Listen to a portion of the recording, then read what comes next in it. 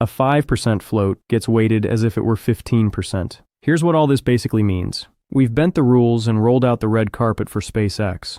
We've changed the listing requirement so that SpaceX can join the index with just 5% of the company actually trading publicly, a float level that would have been an automatic disqualification 6 months ago. We've changed the price discovery timeline so that SpaceX skips the standard 3-month seasoning and gets dropped into the index just 15 trading days after going public. And we've changed the weighting rules so that ETFs are now legally required to treat SpaceX's float as if it were 3 times larger than it actually is, meaning we've built manufactured demand. And this is all unfolding right now. But it's not just SpaceX. OpenAI and Anthropic are both reportedly eyeing their own public listings this year, and both will almost certainly list with the same configuration the new rules were quietly tailored for. Meaning the NASDAQ didn't rewrite the rules for one company. It rewrote them for a class of companies, and SpaceX was just the first in line.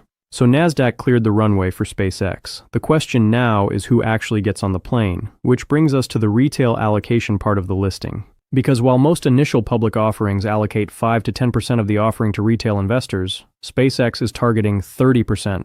And Brett Johnson, the CFO of SpaceX, told a room full of bankers on the record that retail is going to be a critical part of the IPO and bigger than any IPO in history because, in his words, retail buyers have been incredibly supportive of us and of Elon for a long time, and we want to make sure that we recognize that. Translated out of corporate speak, the CFO of SpaceX told a room of bankers that the largest initial public offering in history is going to dump 30% of its supply on retail buyers. And not because retail buyers help with price stability, not because they help with long-term shareholder alignment, because they're loyal to Elon.